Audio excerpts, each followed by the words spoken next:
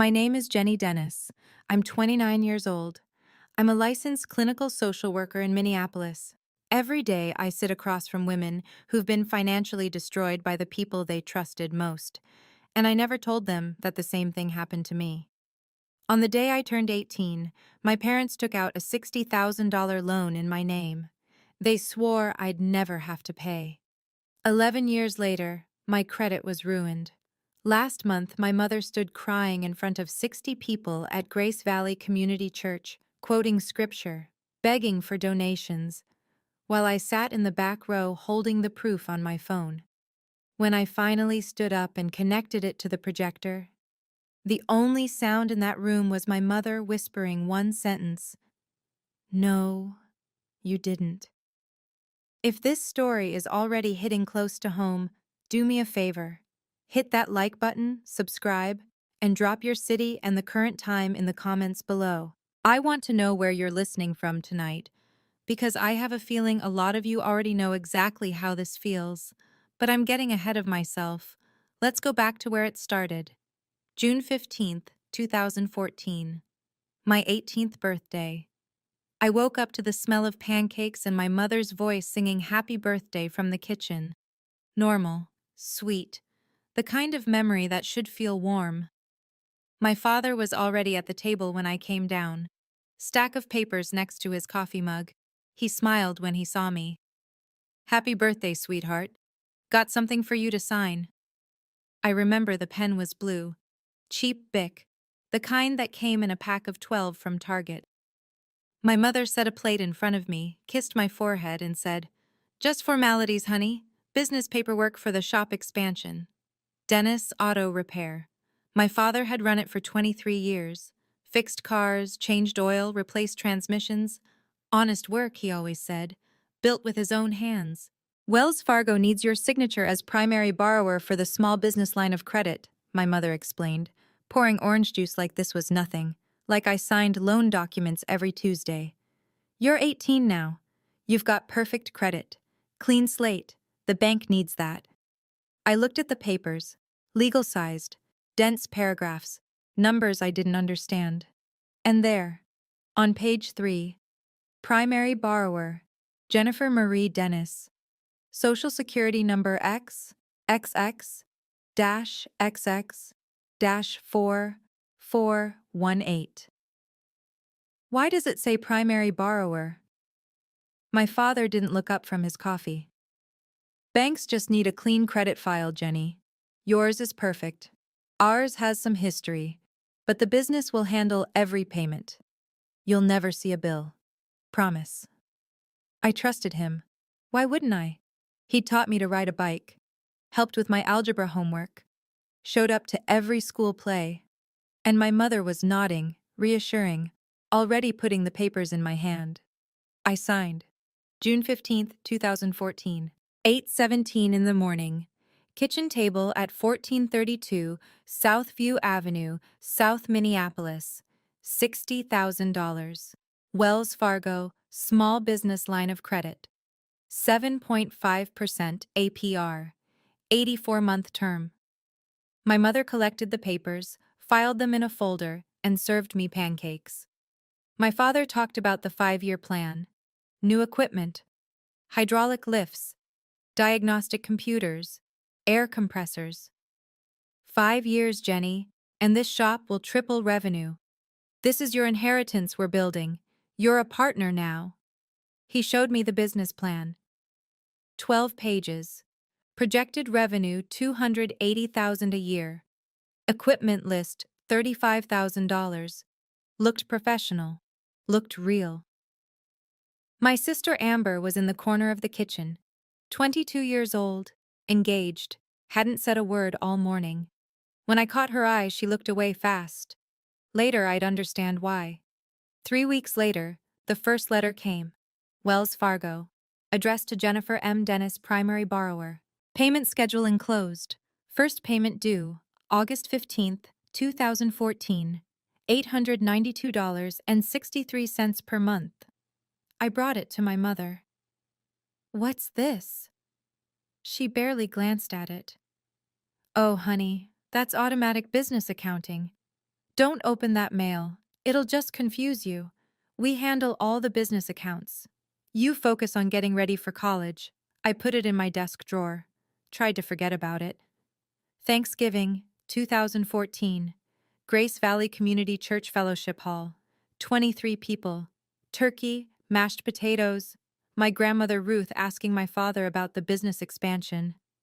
"We're handling it, Ma," my father said, too quick. "Jenny's helping us out. Real generous of her. Let's not talk business at the table." But Grandma Ruth wasn't letting it go. She pulled my mother aside after dinner. I couldn't hear most of it, but I caught one line. "Carol, tell me you didn't use that child's name." My mother's laugh was too high, too bright. "Mother, you don't understand business. It's fine. Everything's fine." After dinner, Amber pulled me into the parking lot. November air cold enough to see our breath. "You signed it, didn't you?" Her voice was shaking. "The loan papers." "Yeah, for the shop expansion. Why?" She looked at me for a long time, then she just shook her head. "Never mind. Forget I said anything." 6 weeks later, Dennis Auto Repair closed. December 18th, 2014. No new equipment, no new employees, just a sign on the door. Closed. Thank you for 20 years. I found the bank statement in the garage trash can 3 days before Christmas. Wells Fargo business account, ending in 2230. Transfers out to joint account V and C. Dennis, June 25th, $19,400. July 10th, $18,800. August 5th, $20,000. Total, $58,200 in 3 months. All of it going to my parents' personal account. The business account received $1,800 total, 3%. I sat on the garage floor holding that statement for 20 minutes. Then I put it back in the trash. Because what was I supposed to do? Accuse my parents of fraud on Christmas? I told myself there had to be an explanation. There wasn't. March 2015. I was 19. Applied for my first apartment. Riverside Apartments, $850 a month, near the University of Minnesota campus. Seemed perfect. The property manager called me 3 days later. "Miss Dennis, I'm sorry. Your credit report shows 11 missed payments on a $60,000 business loan. Delinquent since September 2014. Current score, 492. We can't approve you." 492. I sat in my car in the Riverside parking lot and called my father. "The loan," I said. My voice was shaking. "You said you were making the payments." "Oh, that." Pause. Sound of the TV in the background. "Yeah, we had some cash flow issues after the shop closed. We'll catch it up. Don't worry about it." "I can't rent an apartment, Dad. My credit score is 492. "Well, you can stay at home for now. It's not a big deal, Jenny." He hung up. I stayed in that parking lot for an hour. Then, I drove back to 1432 Southview Avenue, back to my childhood bedroom, because I had nowhere else to go. August 2016. I needed a car to get to my job at Target. 23 hours a week, $9.50 an hour, stocking shelves and running register. Saved up $4,000 for a down payment. U.S. Bank rejected me. Email subject line. Application declined. Body. Debt-to-income ratio exceeds 60%. Active delinquent account. Wells Fargo. Small business. LOC. $60,000 principal, plus $6,200 in accrued interest. Please resolve outstanding debts before reapplying. I took the bus after that. Route 17, 90 minutes each way, 3 transfers. In January, I'd see my sister Amber drive past in her Mercedes-Benz, gift from her husband Michael. Michael Halverson, compliance officer at Bremer Bank. Nice guy, stable job. Good to Amber. I'd wave. She wouldn't wave back. 2017. I enrolled at Minneapolis Community and Technical College. Associate in Human Services Program. 2 years. I worked mornings at Target, took classes afternoons and evenings, slept 6 hours a night, lived at home because I still couldn't rent anywhere. My parents didn't charge me rent. My mother said it was because they loved me. Later, I'd realize it was because they needed me close, needed me controllable.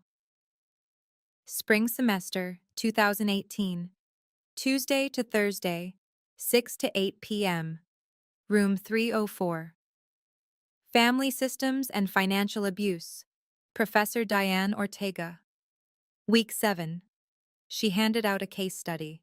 Page 47 of our textbook, Invisible Chains, Financial Abuse in Families, by Dr. Susan Walters. Mother takes $55,000 loan in daughter's name for medical bills. Spends it on a cruise.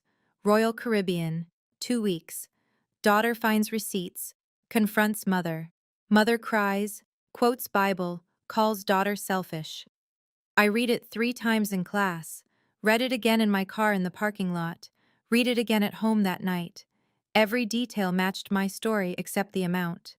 Professor Ortega had said, perpetrators often use family relationships to access credit in the victim's name. They isolate victims through shame, religious obligation, and false promises. The victim feels guilty for even questioning it. I highlighted that passage in yellow, kept the textbook, still have it. Christmas Eve, 2019. I was 23. I'd transferred to the University of Minnesota for my junior year, finishing my Bachelor of Social Work. I'd saved copies of every bank statement I could find, printed them, put them in a folder. I brought that folder to dinner. Grandma Ruth was there. 8 extended family members, my mother's famous honey ham on the table, candles lit. Grace said, "Normal." Except I had that folder in my lap, and my hands wouldn't stop shaking. After dinner, I put the folder on the table. "I need to talk to you about the loan." My father's face went hard. My mother's went white. "How dare you?" My mother stood up, voice like ice. "How dare you question us? After everything we've sacrificed for you? We gave you life, Jennifer. Life. The Bible says honor thy father and thy mother. Or have you forgotten God's word?" "I'm not questioning." "You're embarrassing your mother." My father's voice was quiet, worse than yelling. "On Christmas. Is this what college taught you? To be ungrateful?" My mother was crying now. Real tears, or tears that looked real, in front of Grandma Ruth and my aunt and uncle and cousins. All of them staring at me like I'd slapped her. Grandma Ruth pulled me aside after. "Child, you don't sue family, you forgive. That's what Christians do. Your parents made mistakes, but they love you." I put the folder back in my bag. Didn't bring it up again for 6 years. March 17th, 2021. Acceptance Letter. University of Minnesota, Master of Social Work Program. Specialization, Trauma-Informed Practice and Family Systems. I read the letter 5 times. Then I realized what I was doing. I wasn't choosing this career despite what happened to me. I was choosing it because of what happened to me. I was trying to save myself by saving other people. The tuition was $42,000 for 2 years. I took out student loans, more debt. But this time, it was mine. I chose it. May 2023. I graduated with my MSW. Started my supervised clinical hours the next month as a licensed social worker. 4,000 hours required under LCSW supervision. 2 to 3 years of work.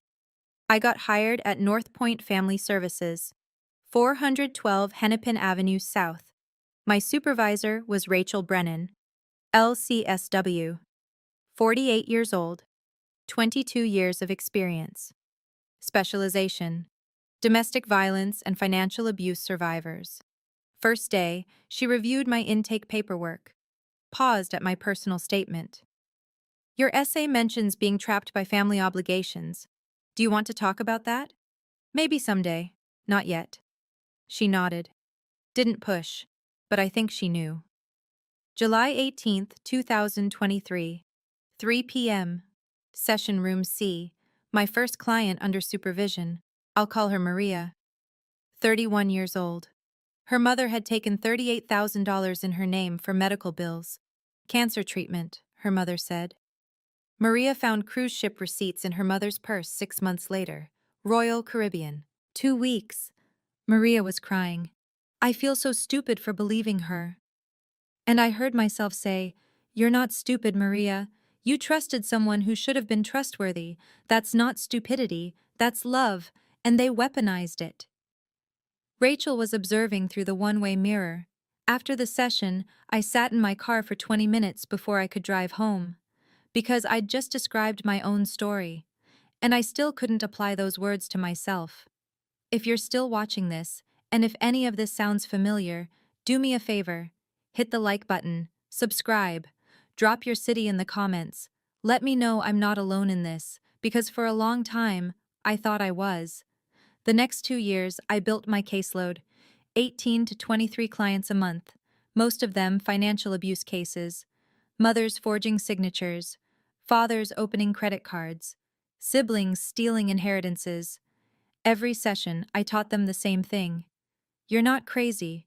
The numbers don't lie. You have the right to set boundaries. And every night, I went home to my studio apartment in North Loop, finally approved in late 2021 after 3 years of credit rebuilding, and I didn't set any boundaries with my own family. My parents would call every few months, always needed something: money, co-signature, emotional labor.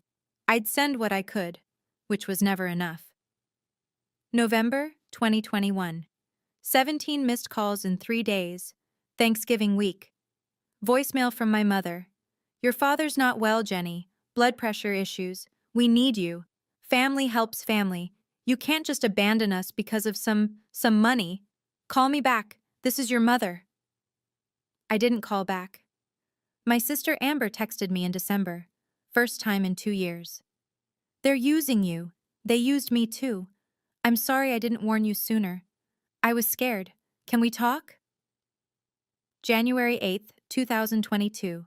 Spy House Coffee, Northeast location, 2:30 p.m. Amber looked older, tired. She ordered a latte, stirred it for a full minute before speaking. I saw them transfer the money in 2014, she said. 58,000, right into their personal account. I asked Mom about it. She said you agreed to help, and it was none of my business. I believed her because it was easier. She looked up. My wedding was in 3 months. They paid 22,000 for it. I knew where that money came from. And I said nothing. I chose my wedding over protecting you. I'm so sorry, Jenny. I didn't know what to say. Michael found out last year, Amber continued, about the loan, about the fraud. He's a compliance officer. He can't be associated with that. It's causing problems in our marriage. He said if I don't distance myself from them, it could affect his career. She was crying now. I'm choosing my marriage over them. You should choose yourself. We talked for 2 hours. She gave me copies of bank statements she'd kept, evidence she'd sat on for 8 years. When I left, I had a manila envelope full of proof, and a sister I was just starting to know. May 28th, 2025. Pearson VUE Testing Center, the LCSW exam, 200 questions, 4 hours, 85% pass rate. I clicked submit on question 200 at 1:43 p.m. Walked out, sat in my car, waited. 3 hours later, email subject line. Congratulations, Jennifer Dennis, LCSW, number 25839-MN. I'd studied for 6 months while working full-time, 4,000 clinical hours under supervision. I'd earned it. Not luck, work. I hung my license on my office wall the next day, right next to the client resource poster, financial abuse. It's not your fault. The irony wasn't lost on me. Summer 2025. I had my own caseload now. No more supervision. I was helping people set boundaries, escape abuse, rebuild their lives.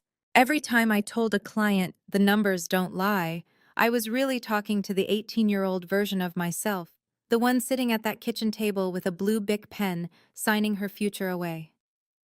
August 12th, 2025. I applied for a mortgage pre-approval, North Loop condo, 2 bedrooms, $295,000, skyline view. I'd save $17,000 for a down payment. 3 years of careful budgeting. Email from Affinity Plus Federal Credit Union. Pre-approval status denied. Credit score 518. Total outstanding debt $78,623. Delinquent accounts 1. Payment history 132 missed payments since 2014. 11 years. The $60,000 loan was now $78,623. Interest alone, $18,623. I sat in my car outside the credit union and did the math. At 7.5% APR, compounded monthly, with 0 payments made. The numbers don't lie. I called my parents that night, first time in 8 months. I need you to take responsibility for the loan. My father laughed. Actually laughed. That's ancient history, Jenny. We'll handle it eventually. Stop being dramatic. My credit score is 518. I can't buy a house. I can't. Well, you have a nice apartment, don't you? You're fine. He hung up. That was August. By September, they were calling me again. January 14th, 2024. My mother called. 10 a.m. I was between sessions. He's your father, Jennifer. Would you let him suffer because of some grudge about ancient history? Methodist Hospital needs $8,000 for his surgery copay by Friday, or they'll cancel. I requested a copy of the billing statement. Turned out the surgery was elective knee replacement, not emergency. I sent $2,000, all I could afford. 3 weeks later, I saw a Facebook photo. My father golfing at Meadowbrook Golf Club. Caption: Back in the swing, May 2024. Amber called. She was separating from Michael. I need $5,000 for the attorney retainer. Mom and Dad are broke. You're the only one with stable income. Please. I sent it, because Amber was finally standing up to them. Or so I thought. Later I found out she'd told my parents I had money to spare, which led directly to the next ask. August 2nd, 2024. Vincent Dennis registered a new LLC with the Minnesota Secretary of State. Dennis Home Services, LLC. Filing fee, $155. 3 days later, I got an email. Subject line: Partnership Opportunity, Family Business 2.0, your chance to invest in our future. 18-page business plan attached. Handyman services, lawn care, home repair, low overhead, high margins. Just needed $15,000 for equipment and licensing. I'd be a full partner. Remember what I always said? This is your inheritance we're building. I opened the PDF. Started reading. Projected revenue, $320,000 per year. I pulled up the 2014 business plan from my files, put them side by side. The language was identical, same paragraphs, same projections, even the same typo, revenue streams instead of revenue streams. They'd copy-pasted a 10-year-old scam. September 18th, 2024. 9:47 p.m. They called. I was ready this time. I'm not investing. My father's voice went cold. After everything we've done for you? We gave you life, Jennifer. Life. You owe us. Everything you have, everything you are. That's because of us. My mother took the phone. You're breaking your father's heart. This is what your fancy education taught you? To abandon family? You're dead to us, Jennifer. Dead. I stayed calm the entire call. 34 minutes. My father yelled, my mother cried. I said the same thing over and over. No, I'm not giving you money. I'm done. When I hung up, I opened my iPhone voice memos app. Realized I should have been recording. I left the app open after that, just in case. October 23rd, 2024, Wednesday, 11:52 p.m. My phone rang. Mom on the caller ID. I let it ring twice, opened voice memos, hit record, then answered. Hello? Slurred voice. Crying. My mother was drunk. We knew you'd never find out, baby. She was sobbing, words running together. You were 18. You trusted us. You had perfect credit. The business was never real. We needed to pay off your father's gambling debts. He owed 38,000 to some guys. Scary guys. We were going to lose the house, and Amber needed her wedding paid for. 22,000. Beautiful wedding. You should have seen. My father's voice in the background panicked. Carol, hang up the phone. Hang up. Hang up. Wait. What? Oh God. Jenny? Are you? Did I just? The call ended. I sat on my couch, played it back. 12 minutes, 33 seconds of my mother's drunken confession. The business was never real. Gambling debts. Amber's wedding. All of it. In her own voice, I saved the file to iCloud, made 3 backup copies, sent it to my personal email. Minnesota is a one-party consent state. The recording was legal. I finally had my smoking gun. November through January, I filed a Freedom of Information Act request with Wells Fargo. Took 8 weeks. Cost me $75 in processing fees. January 26, 2026. I received 83 pages of loan documentation. Wells Fargo Small Business Line of Credit. Account number ending in 2230. Primary borrower, Jennifer M. Dennis. Approved June 15, 2014. $60,000. Disbursement, June 18, 2014. Transfers to business account, Dennis Auto Repair, $1,800 total. June 20th, $900. July 15th, $900. Transfers to joint personal account, Vincent and Carol Dennis, account number ending in 8821, $58,200 total. June 25th, $19,400. July 10th, $18,800. August 5th, $20,000. Routing number 091-000019. Wells Fargo, Minnesota. The business account closed November 30th, 2014, 5 months after the loan was taken. First missed payment, September 15th, 2014. I made a spreadsheet, tracked every payment that should have been made, every month of delinquency. Interest accrued at 7.5% APR. Total as of February 1st, 2026, $82,134. I had the bank records, I had the recording. I had my sister's testimony if I needed it. I showed everything to Rachel, my supervisor, my mentor, the person who taught me how to help other people. You have a case, she said. A strong one. The question is, what do you want to do with it? I didn't know yet, but 3 days later, my mother made the decision for me. January 28th, 2026. I received an invitation in the mail. Gold embossed card. Dear church family, you're cordially invited to the Dennis Family Business Revival Dinner. Saturday, February 8th, 2026, 6 p.m. Grace Valley Community Church Fellowship Hall. Come support our family as we embark on a new chapter. Dennis Home Services, LLC. Suggested free will offering, $50 to $250 per person. Larger pledges welcome. Goal, $15,000 to $18,000 for equipment and licensing. Come break bread, hear our vision, and invest in our community. In Christian Fellowship, Vincent and Carol Dennis. I read it 3 times. Then I called Rachel.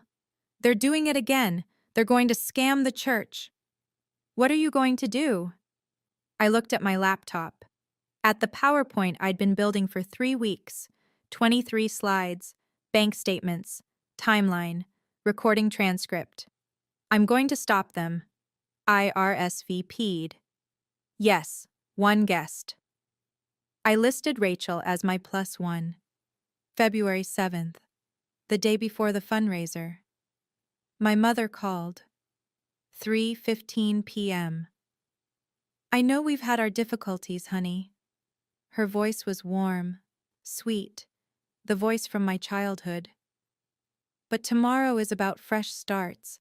Your father and I, we've made mistakes. We're human. But we're trying. We're really trying this time. And having you there, it would mean everything. Will you say a few words tomorrow about family, about forgiveness, about moving forward together? I could picture her, sitting at the kitchen table at 1432 Southview, thinking she'd won. Sure, Mom. I'll say a few words about family, I promise. I added one more slide to my presentation, photo of myself at 18, sitting at that same kitchen table, signing those loan papers, blue Bic pen in my hand, trusting, young. I titled it, June 15th, 2014, The Day I Trusted Them. February 8th, 2026, 5:45 p.m. Rachel and I arrived at Grace Valley Community Church. The fellowship hall was decorated, round tables with white tablecloths, banner across the front, Dennis family, building tomorrow together. Donation envelopes at each place setting, pre-addressed to Dennis Home Services, LLC. Free will offering basket up front next to the projector screen. Pastor Williams was greeting people at the door. Church members I hadn't seen in years. Amber's ex-husband Michael wasn't there. They'd divorced 3 weeks earlier. But Amber was in the back. Grandma Ruth was in her wheelchair, 84 years old now. Extended family. Church friends, 63 people total. My father saw me walk in, waved, smiled, whispered something to my mother. She looked at me, smiled, relief on her face. They thought I'd come to support them. 6 p.m. Pastor Williams called everyone to their seats, opened with a prayer, thanked everyone for coming.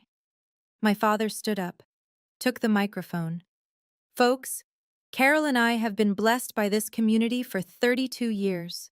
We raised our girls here, got married here, buried my father here. Grace Valley isn't just a church, it's family. Heads nodding, amens. Now we're asking you to invest in something bigger than us, a family legacy. Dennis Home Services will employ local workers, serve local families, provide affordable handyman services to seniors on fixed incomes. He clicked to his first slide. Stock photos, projected revenue models, photoshopped logo. We just need 15 to 18,000 in seed funding to purchase equipment, secure licensing, and launch. Your investment isn't just financial, it's spiritual. You're investing in redemption, in second chances, in the power of community. People were writing checks, filling out donation envelopes, $50 bills, $100 bills, going into the basket. My father clicked through 8 slides, testimonials, equipment lists, timeline, all of it fake. He finished. Thank you all. And now, I'd like to invite my wife Carol to share from her heart. My mother stood, took the microphone. I watched her transform, tears on cue, voice shaking just right. Some of you know we've had a difficult decade. Business struggles, health scares, family tensions. She looked at me.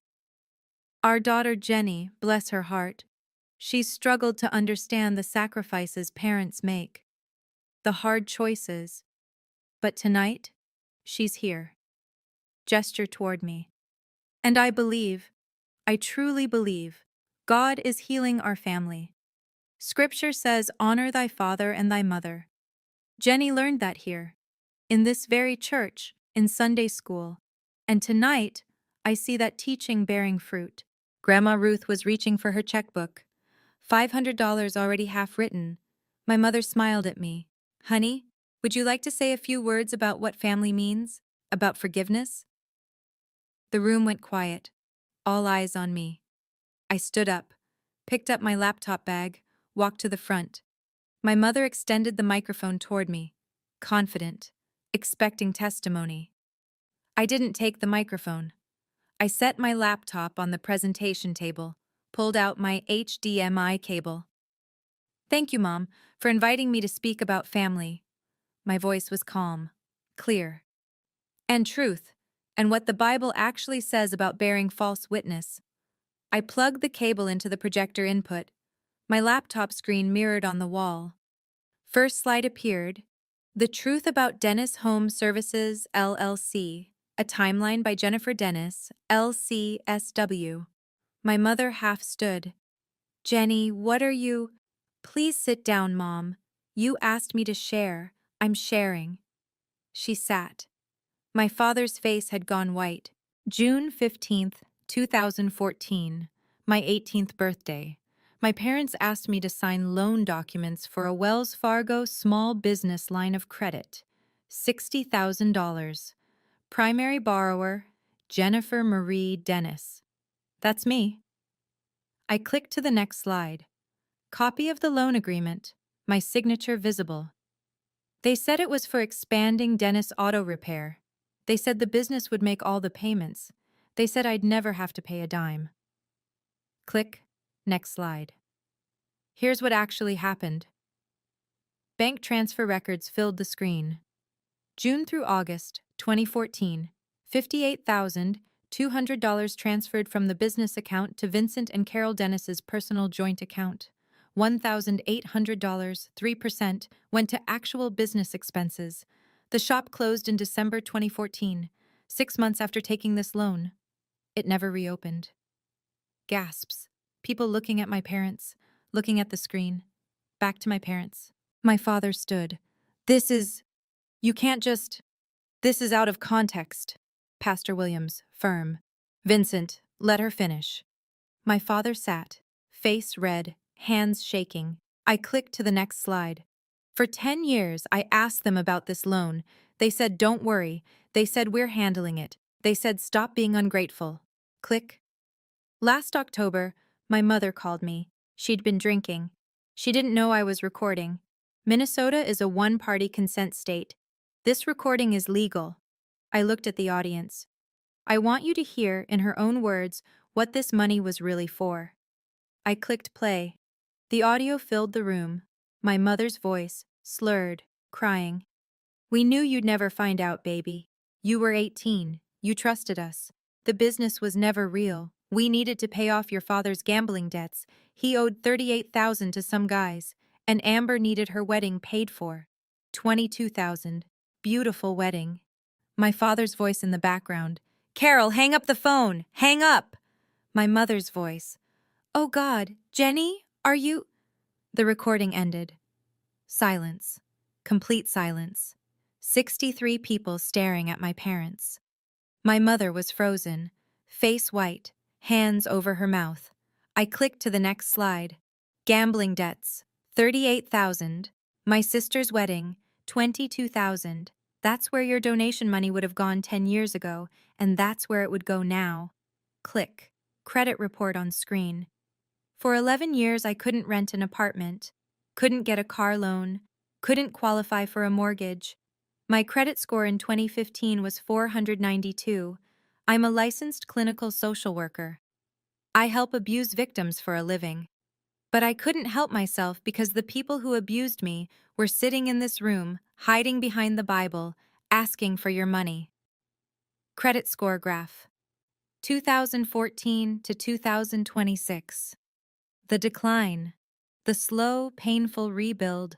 The $60,000 loan is now $82,134 with accrued interest. In my name, still delinquent, because they never made a single payment. Grandma Ruth stood, shaking, pointed at my father. You did this? To your own daughter? Vincent Joseph Dennis, your father would be ashamed. My mother tried to speak. We planned to.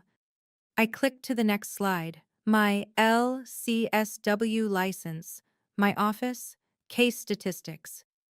My mother talked about sacrifices, about hard choices. Let me tell you about mine. I'm a licensed clinical social worker, number 25839-MN. I specialize in trauma and family systems. I work at North Point Family Services. Every single day, I sit across from women whose mothers stole their identities, whose fathers forged their signatures, whose families used shame and scripture to keep them silent. Photo of my office. The poster on the wall. Financial abuse. It's not your fault. I teach them, you're not crazy. The numbers don't lie. You have the right to set boundaries. I've helped 127 clients escape financial abuse in the last 2 years. I looked at my mother, at my father. Tonight, I'm finally taking my own advice. My mother stood, screaming now. You have no right to embarrass us like this, in front of these people. We're your parents.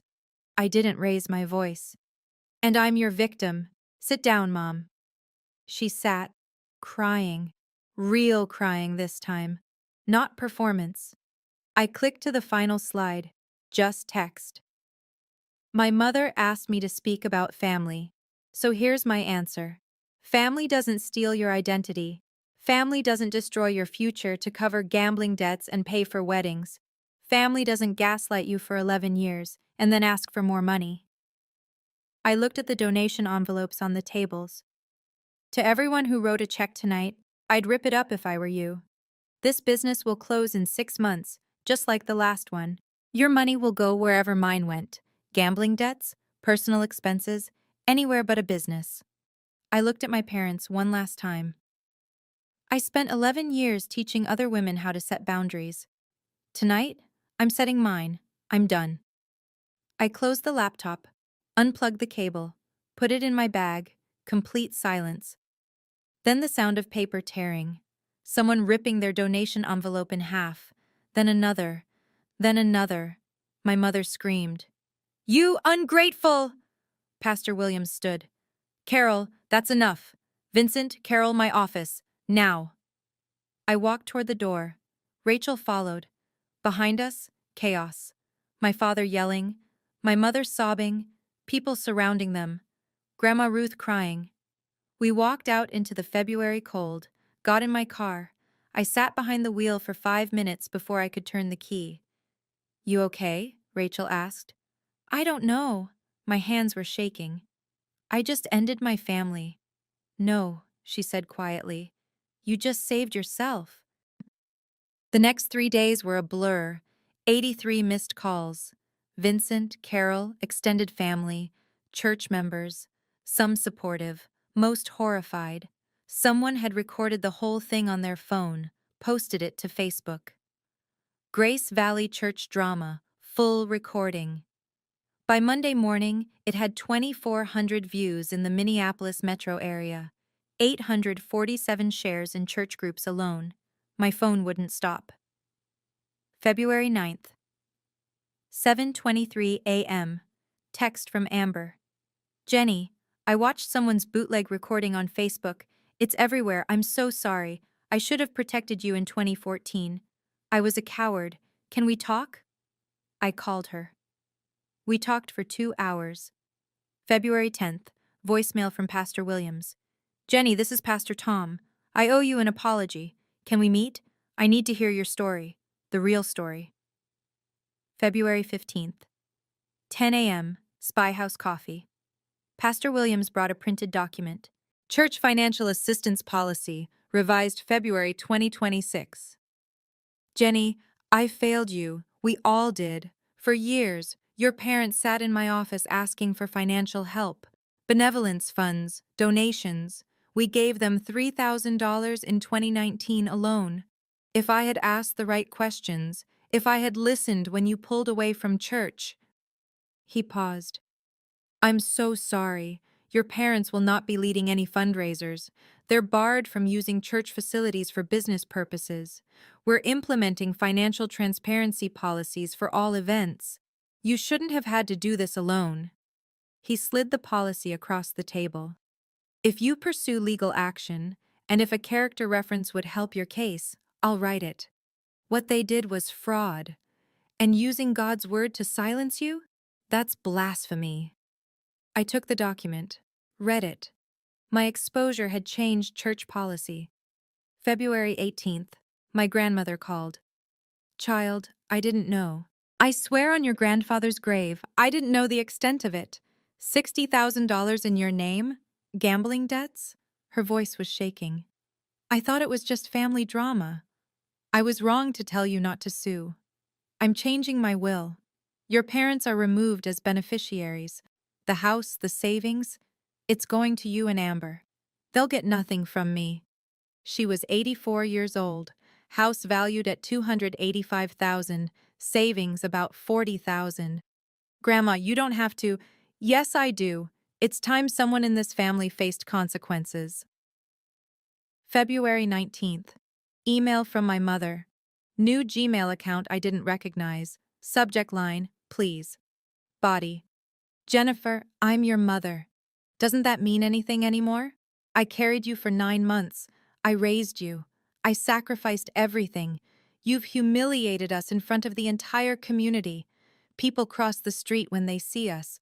Your father had to quit the church council. Grandma Ruth won't speak to us. You've destroyed our lives over money. How can you be so cruel? I'm begging you, please. Can we talk? I drafted a reply, showed it to Rachel first. Carol, being a mother is a verb, not a noun. You had 18 years to act like one. You chose to steal from me instead. We will not be talking. My attorney has all further communications. Do not contact me again. Jennifer Dennis, LCSW. I hit send. Block the address. Deleted the thread. February 22nd. Amber came to my apartment. 7 p.m. I knew in 2014, Jenny. She wasn't making excuses, just stating facts. I watched them transfer the money. Dad showed me the bank screen. He was bragging about solving the debt problem. I saw your name on the loan. And I said nothing. Because my wedding was in 3 months. I needed their $22,000. Then I chose my marriage over acknowledging it. I've been a coward for 12 years. Michael was right to divorce me. I don't deserve forgiveness. But I'm so fucking sorry. We talked for 2 hours. She gave me bank statements from 2014 she'd kept. More evidence. Why now? I asked. Why apologize now? Because you showed me it's possible to stop being scared. If you can set boundaries with them, so can I. February 25th, 10 a.m., Greenfield and Associates Law Firm, 100 South 5th Street, Suite 1200, Sarah Mitchell. Attorney specializing in fraud and identity theft cases. Minnesota statute of limitations for fraud is 6 years from discovery. You discovered the full extent in 2024 through 2025. You're within the window. We can pursue civil recovery for the 82,000 plus damages. Criminal charges, identity theft, fraud, those are possible but would require cooperation from the district attorney. She reviewed my evidence, bank records, recording, timeline. The recording is admissible. The bank records are ironclad. You have an exceptionally strong case. What do you want, Jenny? Money, jail time, an apology? I thought about it. I want my credit fixed. I want them to face consequences, and I want a legal document that says they can never contact me again. That's all. We can do that. Retainer. $5,000. Everything I'd saved in the last 6 months. I signed. February 27th. Email from North Loop Terrace Leasing Office. Subject: application approved. Welcome home. Body: congratulations, Ms. Dennis. Your application for Unit 304 at North Loop Terrace has been approved. Credit score: 562. Dispute in progress noted. Employment verified. Background clear. Lease signing February 28th, 10 a.m. Move-in March 1st. After 3 denials, after 11 years of credit damage, after filing the dispute that bumped my score from 518 to 562. Approved. 2 bedrooms. Skyline view. $1,650 a month. I sat in my car outside the leasing office and cried. Not from sadness. From space. From having my own space. From earning it back. February 28th. I signed the lease. 10 a.m. That evening, I invited people to dinner. Sunday dinner, February 29th, 2026. Leap year, one extra day. Rachel Brennan, 3 colleagues from North Point. Amber, my chosen family. Rachel raised her glass at dinner. To Jenny, who taught us all what real boundaries look like and what real courage costs. I cried then. First time since the church, not from pain, from being seen. If you've stayed with me this far, if you've listened to this whole thing, I need to ask you something. And I want you to answer honestly, even if it's just in your head. If your family called you tomorrow, would they say, "Help me," or "I'm sorry"? Would they ask what you need, or tell you what they want? Because one of those is a relationship, the other is a transaction. Know the difference. 3 weeks since the church. My phone doesn't ring with guilt trips anymore. My inbox doesn't fill with manipulation. My chest doesn't tighten when I think about family obligations. For the first time in 11 years, I sleep through the night. No nightmares about credit denials. No anxiety about the next ask for money. No shame about being a bad daughter. I'm not a bad daughter. I never was. I was a good daughter to bad parents. People ask if I regret exposing my parents publicly, if I went too far, if I should have handled it privately. Here's my answer. I regret the 11 years I didn't speak up. I regret every apartment I couldn't rent, every car I couldn't buy, every night I taught other women to set boundaries while I had none of my own. I regret believing that love meant accepting abuse. I don't regret the one moment I told the truth. My credit score is rebuilding. 562 and climbing. The civil case is moving forward. My attorney says we'll likely settle out of court. My parents can't afford to fight this. My career is stronger than ever. 8 of my current clients filed legal action against family financial abusers in February, up from 2 in January. 3 new client referrals specifically asked for the social worker from the church video. North Point asked me to develop a training module. Therapeutic boundaries when helping professionals are also victims. I said yes. I'm becoming the face of something bigger than one family's fraud, bigger than one daughter's rebellion. I'm becoming the voice that says, "You don't owe anyone your destruction, not even the people who gave you life." So here's what I want you to take from this. You're not crazy. The people who hurt you want you to think you are, because it's easier to control someone who doubts themselves. But you're not crazy. The numbers don't lie. Whether it's dollars or days or phone calls or broken promises, the numbers tell the truth. Document everything, save everything. The numbers will save you. And family is supposed to be a sanctuary, not a transaction. If every interaction is them asking and you giving, if every conversation is guilt and obligation, if they only call when they need something, that's not family. That's exploitation. I teach women how to recognize financial abuse for a living. That night at Grace Valley Community Church, I finally took my own medicine. And I'm never apologizing for it again. The numbers don't lie. And neither should you. So one more time, for the people in the back, for the people who need to hear this. If your family calls you tomorrow, will they say, "Help me," or "I'm sorry"? Will they ask what you need, or tell you what they want? Drop your answer in the comments, because sometimes seeing it in writing is what finally sets you free. I read every single one, and if this story helped you, if it gave you permission to set your own boundary, hit that subscribe button. Share this with someone who needs to hear it. Let's build a community of people who chose themselves, because that's what this is really about. Not revenge, not anger, choosing yourself. Finally, my name is Jenny Dennis. I'm 29 years old. I'm a licensed clinical social worker in Minneapolis. And I'm free.